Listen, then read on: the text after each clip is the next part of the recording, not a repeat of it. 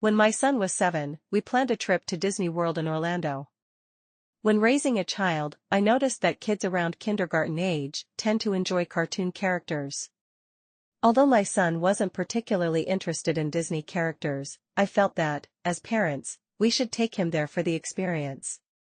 So, we visited Disney World as a family during the Christmas holidays. We flew with Southwest Airlines, and I remember that the seating was first come, first served since it was a budget-friendly flight. It was our first time flying with Southwest, so we were a bit surprised that the seating was first come, first served. However, it wasn't a problem since the flight was only 2.5 hours. We picked up the rental car and headed to our hotel, Hilton Orlando, taking 15 minutes. At that time, we had booked it using United mileage. However, when we arrived, the hotel claimed there were no available rooms and no record of our reservation. We showed them our confirmation email, but since the booking was made through airline mileage, it hadn't been properly processed. After a long wait, we were finally able to check in. Later, we filed a complaint with the airline, and they compensated us with additional mileage. However, we were frustrated with how poorly the situation was handled, so the extra mileage didn't feel like proper compensation. These days, it's definitely better to book directly with Hilton Honors points. The hotel lobby was spacious and inviting. The room was spacious.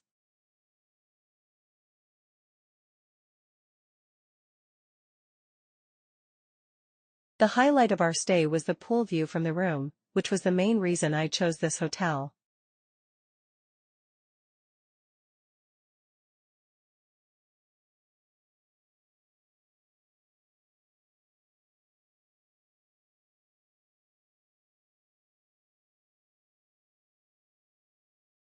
As soon as my son saw the pool, he ran toward it.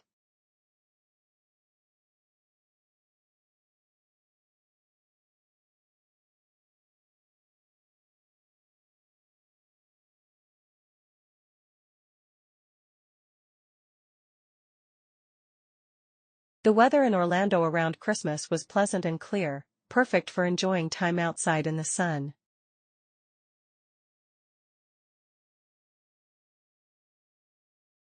There is also a water slide, which kids absolutely love.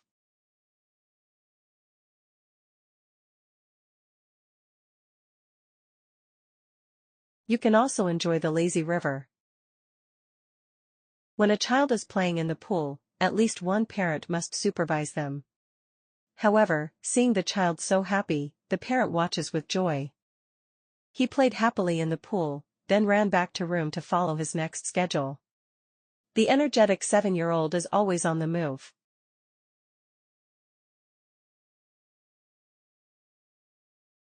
We went to Disney Springs for dinner and to explore the area. Since it's connected to the marketplace, there are plenty of shops to browse. T-Rex Cafe seemed to be quite popular. When my son was about 7 years old, he was really into Lego, so we went straight to the Lego store. When my son was about 7 years old, he was really into Lego, so we went straight to the Lego store. There are interactive experiences and many cool Lego character displays, making it definitely worth a visit. It's a paradise for Lego lovers.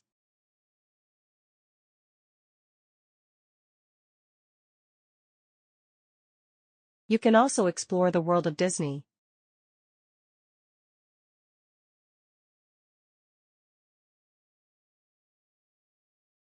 This place is always crowded as well. At Crystal Arts, by Erebus Brothers, you can see stunning crystal crafts. Since my son was a big Buzz Lightyear fan, we also stopped by Once Upon a Toy.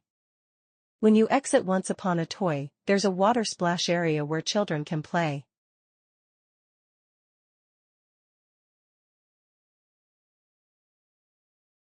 We walked around Disney Springs after dark.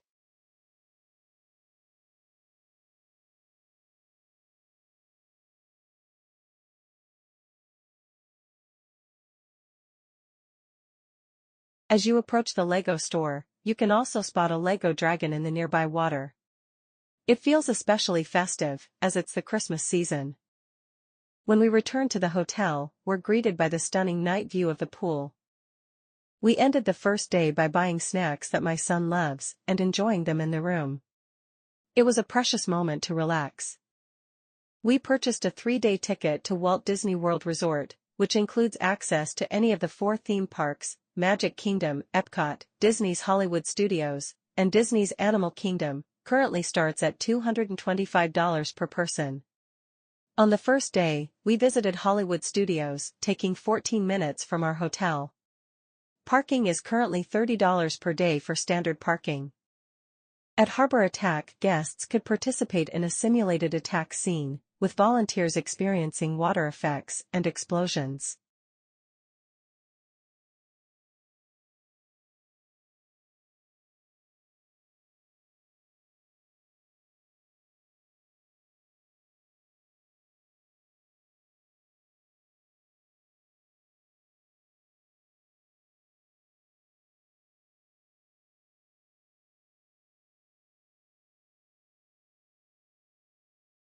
Currently this studio backlit tour is closed, but it was cool experience. This Streets of America was removed in 2016 to make way for Star Wars, Galaxy's Edge. We had enjoyed lights, motors, action extreme stunt show, but currently it was closed and changed to Toy Story Land.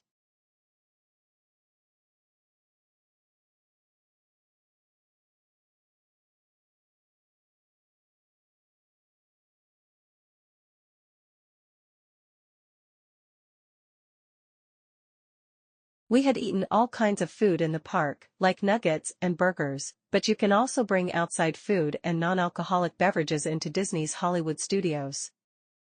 Star Tours, The Adventures Continue, is a 3D motion simulator, takes on a thrilling adventure through the Star Wars universe.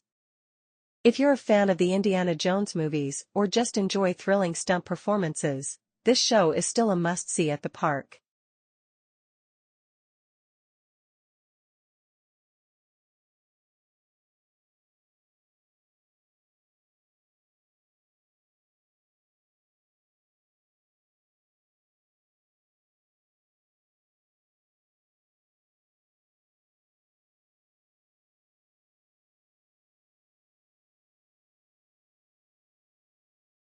This sorcerer's hat was removed for redesign, but it remains a nostalgic symbol. There were many snacks featuring Mickey Mouse and other Disney characters in the park, so my son really enjoyed them. The parade is another highlight of the park, but be sure to time it right to see it up close. It's exciting to watch, especially since all the characters kids know make an appearance.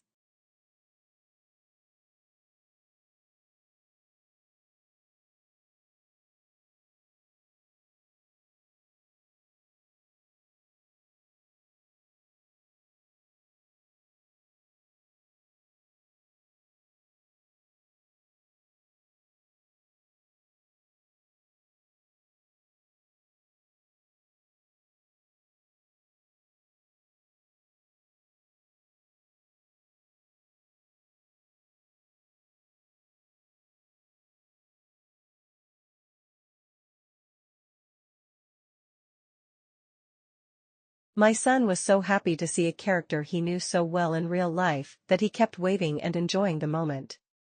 My husband lifted him high so he could see better. Parents always do their best to make their children happy. Toy Story Midway Mania is one of the park's most popular attractions. We had lunch at a place called Sunset Ranch Market. My son was so happy that he wrote on his napkin, "I like Hollywood Studios, the great movie ride, Star Tours." He seemed excited about everything. He bought a hat and had a delicious turkey meal, something he'd never tried before. We headed to the Twilight Zone Tower of Terror, which is one of the most popular attractions in the park.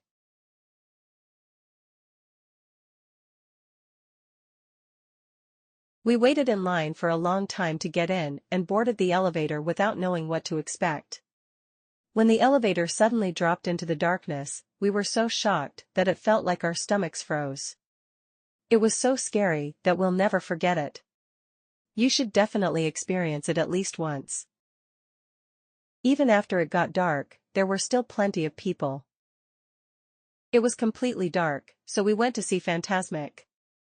This nighttime spectacular is a popular show that features fireworks, live-action performances, and stunning water projections.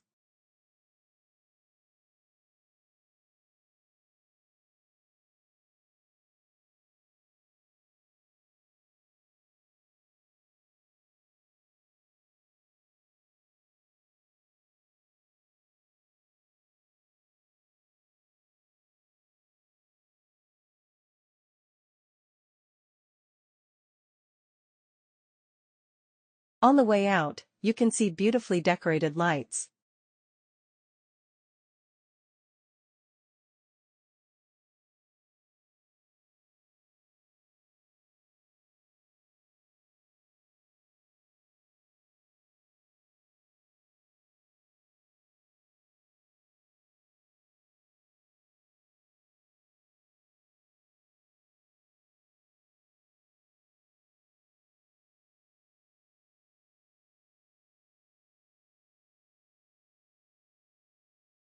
The next day, we headed to Animal Kingdom.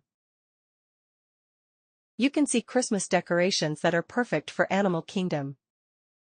This is the famous Tree of Life, which is the iconic centerpiece of Disney's Animal Kingdom.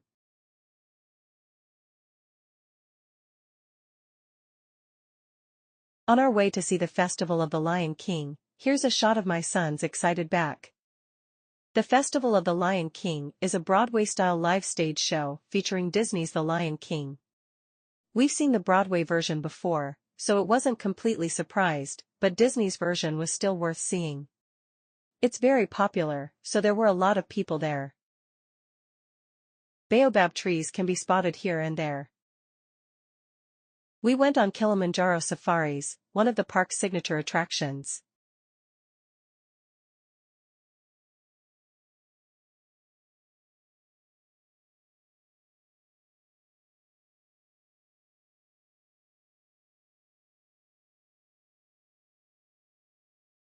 There was a Mickey Mouse meet and greet, so we had to wait in line to take a picture. While waiting, Mickey told my son to wait a moment because he had to go to the bathroom before it was his turn. My son laughed so hard when he saw Mickey quickly leave for the bathroom. It was funny to think that even Mickey Mouse needs a bathroom break. After the long wait, my son was able to take a great picture. It's such a fun experience for kids.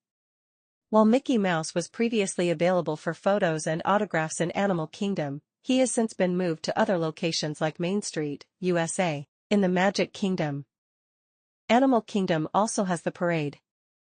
The parade features Disney characters, animal puppets, and safari-themed floats.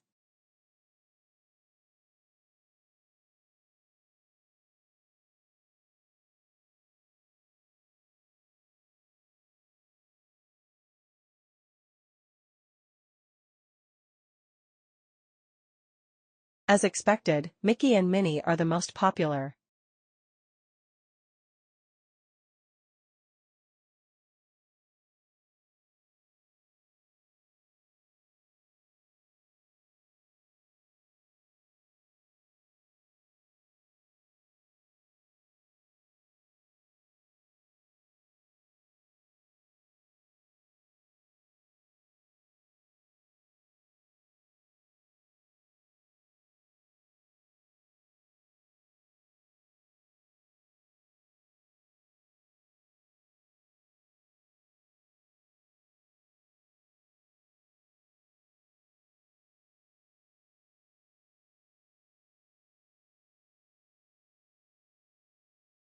And of course, you can't miss the arcade, a favorite spot for kids.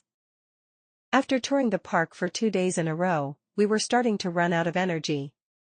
As soon as it began to get dark, we headed back to the hotel to rest. The next day, we went to Magic Kingdom. Magic Kingdom was also beautifully decorated with Christmas decorations.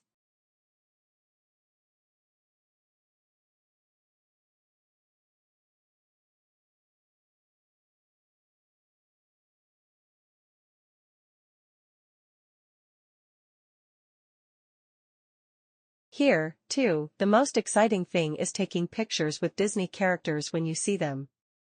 It's especially thrilling to meet characters you've seen on TV or in books in real life. Let's take a picture in front of Cinderella Castle. The Mickey and Minnie Mouse-shaped bushes are also super cute as Christmas decorations. When we went to Tomorrowland, we saw the real Buzz Lightyear, and my son, a big fan, was super excited. He wrote "I love Buzz Lightyear" on a note and gave it to Buzz, and Buzz pointed out that it was spelled wrong. My son really enjoyed this moment. Of course you should go to It's a Small World, the classic boat ride.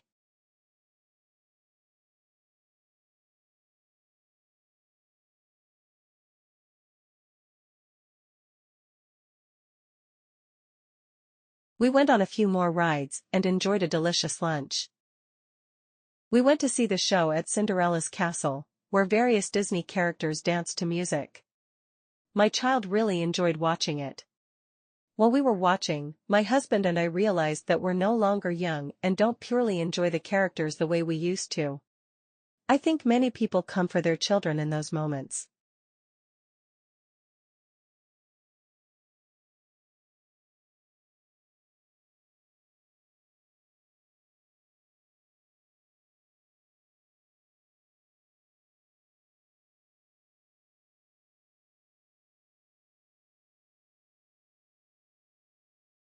We watched the parade, but since we had seen it for 3 days in a row, it was a little less impressive this time.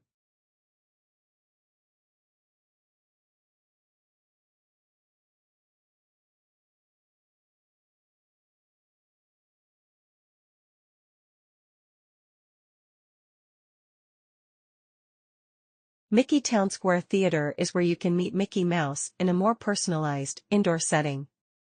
My son was really excited and a bit embarrassed, thinking it was the real Mickey Mouse. We waited until Cinderella Castle was beautifully lit up. When the decorative lights came on at night, the park became beautiful once again.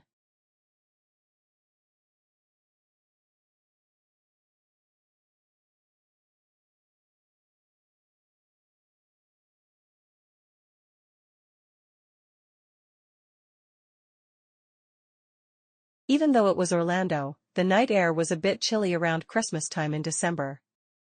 We each had a cup of cocoa on our way out, and it made us feel much better.